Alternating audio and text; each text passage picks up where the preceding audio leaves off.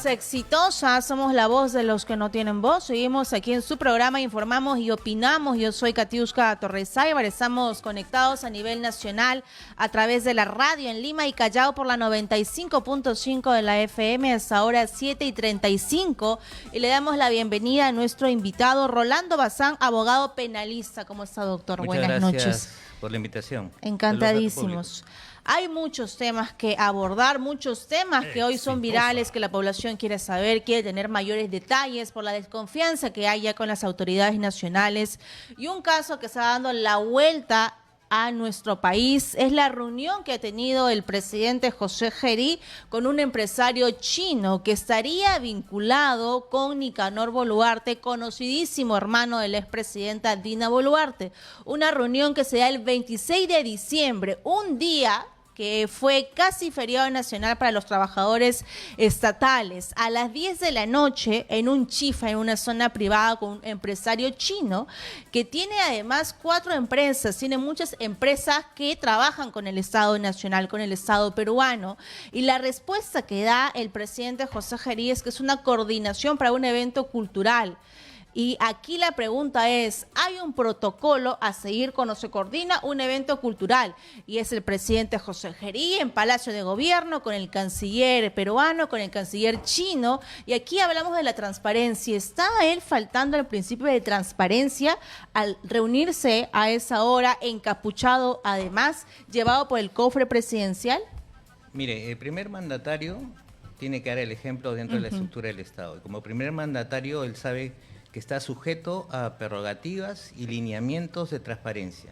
Y la transparencia es una variable muy particular que justamente enfrenta la corrupción, porque cuando existe protocolos, existe quienes tienen que hacer ese tipo de tratativas, existe los lineamientos para que el presidente pueda convocar en reuniones que son evidentemente transparentes y que se puedan así consignar en la base de datos del mismo Palacio de Gobierno. Entonces, a mí me parece, ya con la experiencia que tenemos de otros mandatarios, como Castillo, que en Zarratea, que tenía coordinaciones en aspectos evidentemente subrepticios y colisionaba con la transparencia, que actualmente volvemos a ver algo parecido como ello. Entonces, me parece que tiene que haber las correcciones por el mandatario, tiene que haber las explicaciones para que esto no pueda tener ningún tipo de viso de cuestión oscura, una cuestión por debajo de la mesa. Claro, porque lo que hace entrever, y recuerde usted que estamos totalmente ya vinculados dentro de nuestro Estado a tener ejemplos muy propios de los altos funcionarios, ¿no? Así es, presidentes lamentablemente presos. Y han salido también imágenes de este empresario chino que ha estado con la presidenta Dina Boluarte cuando ella tuvo su visita a ese país. Y después, luego de que se reúne con el presidente José Gerí el 26 de diciembre, luego a los días aparece también Nicanor Boluarte porque él trabaja para ese empresario chino. Según lo que dice el hermano de la expresidenta Dina Boluarte, solamente trabajó con una licitación nada más para una de sus empresas, porque tiene muchas empresas este empresario, pero que no tiene mayor vínculo. Y nuevamente estamos regresando a una desconfianza, estamos regresando a un problema que persigue las autoridades nacionales, como son los actos de corrupción. Claro, no hay que, en este caso no vemos evidentemente ningún acto de corrupción, pero lo que vemos es una falta clara de transparencia, que debe corregirse justamente para que el presidente no se vea inmerso en cualquier tipo de condicionamiento que pueda querer pretender que estaría en una cuestión no muy clara, ¿no? Correcto. Entonces, tiene que ceñirse evidentemente a los protocolos y las normas que como funcionario también él está, evidentemente, tiene que seguir, ¿no? Según las imágenes y la información brindada por Palacio de Gobierno, ¿se configuraría algún delito? Yo no lo veo como tal, no lo veo como tal, evidentemente sí veo una infracción en la transparencia, puede ser que más adelante podamos tener mayor información y poder quizás cambiar de opinión, pero por lo que sabemos... Solo por las imágenes no se ve. Yo no lo veo delito como un tema delictivo. Y le corresponderá al Poder Legislativo el cumplir con su función de fiscalizar, por Obviamente. eso que se ha invitado en la Comisión de Ética posiblemente el siguiente miércoles. Claramente, el Congreso tiene dentro de sus funciones es la función de fiscalizar los actos propios del Ejecutivo. Así es. Siguiendo con el Parlamento Nacional y como ya lo decía nuestro invitado anterior, Enrique Castillo, para muchos peruanos el peor congreso que hemos tenido por varios temas, no solamente legales, sino también por despilfarro económico, por falta de conciencia y de conexión con la población. Y uno de los representantes de estos escándalos con el que comenzamos este año 2026 es el caso de la congresista Kira Alcaraz, que agrede físicamente y psicológicamente a alguien que está cumpliendo su función, que es un trabajador del SAT, que cumplía con su función de fiscalización, de hacer este operativo con su vehículo, y ella se pone completamente desproporcionada, ¿no? Ella tiene claramente problemas con su manejo emocional, con su manejo de la ira, y ella no se percata de que todo está agravado por ese trabajador. Evidentemente la conducta de la congresista tiene dos planos para poder enfrentarla, ¿no? Del aspecto evidentemente ético y del aspecto delictivo. Considero que su conducta se subsume o se encuadra al delito de desobediencia y resistencia a la autoridad que estipula el Código Penal peruano en el artículo 362. Es evidente que este funcionario del SAT estaba ejerciendo una labor respecto a un administrado, en este caso la congresista, ¿no? Sabemos que el vehículo de la congresista tenía una serie de cuestiones tributarias, sí, papeletas no pagadas. ¿No? Entonces, esto significa que la congresista, al impedir el ejercicio del funcionario a que ejerza su labor, está resistiéndose y está cometiendo evidentemente actos de violencia. Esos actos se subsumen evidentemente a la conducta prohibitiva, que es la desobediencia y resistencia a la autoridad. Si bien es cierto, he tomado conocimiento que existe una denuncia de parte por el propio afectado, pero considero que es un delito de resistencia de desobediencia a la autoridad, porque la misma Corte Suprema ha manifestado que la violencia circunscrita respecto a impedir el ejercicio propio del funcionario que está ejerciendo por parte del administrado, en este caso la congresista, cometería dicho delito, si es que existe como tal el hecho de violencia, como lo hemos visto todos. Claro, esto significa que la congresista está dentro de un proceso, si bien es cierto, los congresistas del año 2021, con la ley 31.118, que modificó la Constitución al artículo 93, no tienen inmunidad respecto a delitos comunes.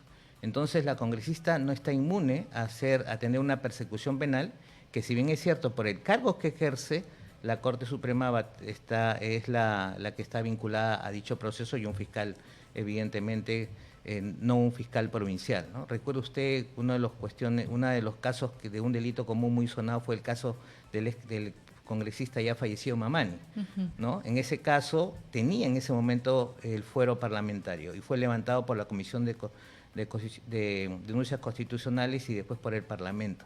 En este caso, desde el año 2021, con esa ley que me refiero, la 31.118, ya los congresistas no tienen inmunidad respecto a cualquier delito común. Sí lo tienen respecto a un delito en el ejercicio de sus funciones, un delito evidentemente de otro índole. Pero siendo un delito común, debe ser procesado bajo esos auspicios. Y como decía, hay dos juicios de valor, ¿no? Tanto el jurídico, penal, un delito, un presunto delito, como el tema ético.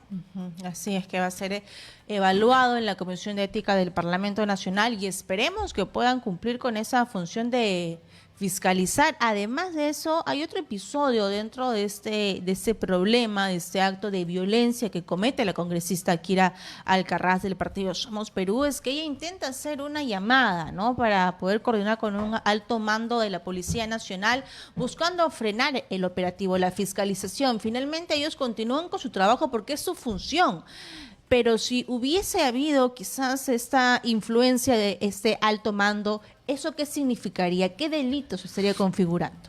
Eso también tiene dos planos, ¿no?, para analizarlo. También el aspecto ético, evidentemente, ¿no? O sea, el ejercicio del poder de un funcionario que le dice a uno de menor rango, oye, mira, lo amenaza o simplemente vincula de ciertas influencias para poder, como se dice, salir del problema, ¿no?, de la constitución del problema que se genera en ese momento.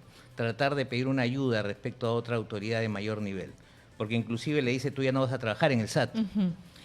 Esto podría ser un tráfico de influencias, pero tenemos entendido que nunca respondió nadie a la llamada, ¿no? El tráfico de influencias que se encuentra también tipificado en el artículo 400 del Código Penal.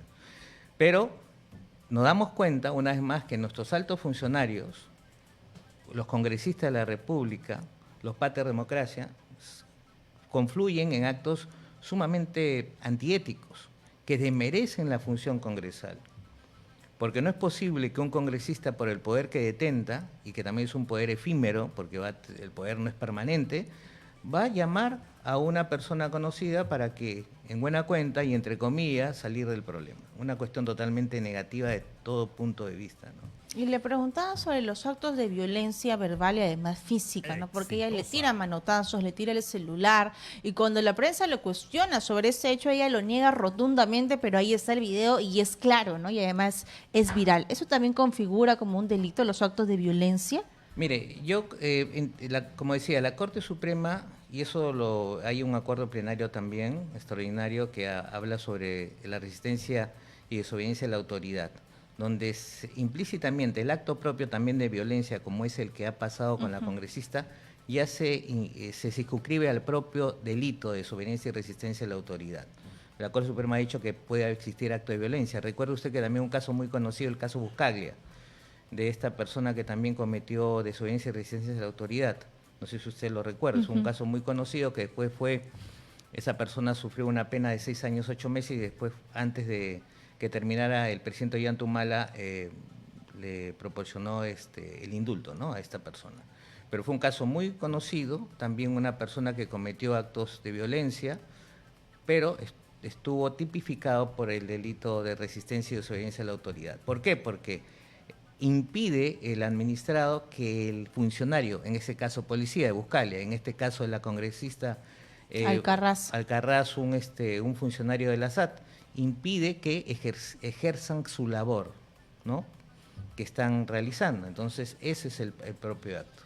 Así es. Otro escándalo que nos ha generado a todos un gran impacto y además, nuevamente, una decepción con las autoridades nacionales, no solamente presidentes o parlamentarios, sino también gobernadores regionales, es el caso de Ciro Castillo Rojo, gobernador regional del Callao, prófugo además de la justicia, que sabemos de que según la Fiscalía, según lo que ya se ha podido brindar toda la información y cómo sería esa red criminal, sería el líder de esta organización criminal, los socios del Callao. ¿Cuál es su situación legal?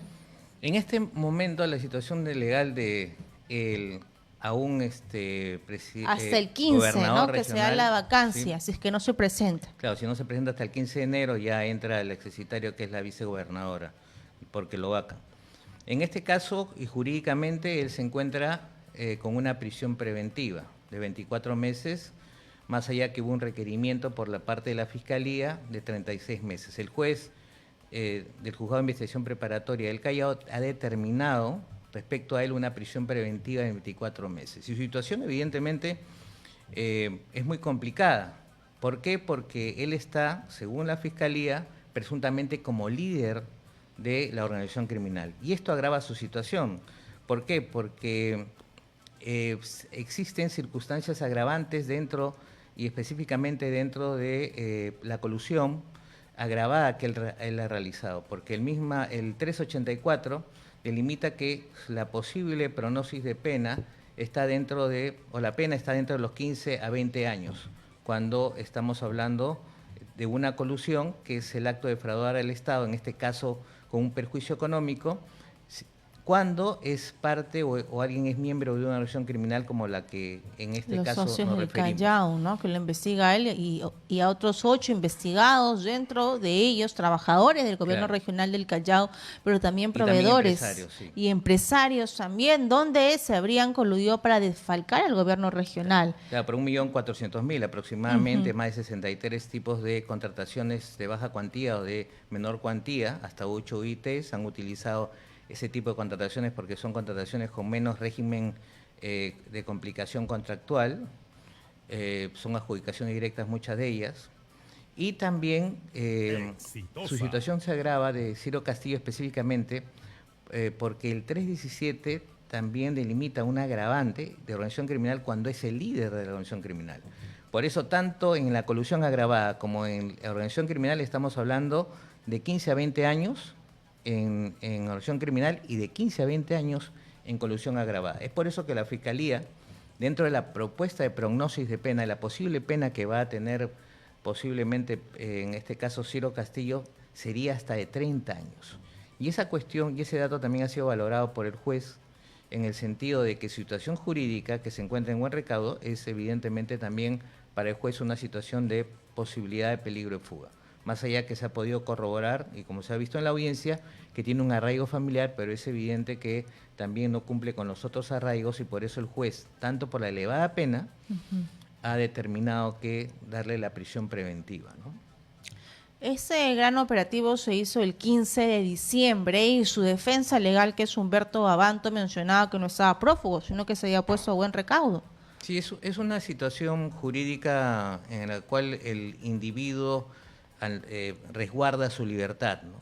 No está sometido, evidentemente, a poder estar dentro de los auspicios de la determinación. En ese caso estamos hablando de una detención preliminar judicial que se determinó específicamente el 15 de diciembre, por 15 días, en tanto están en una organización criminal.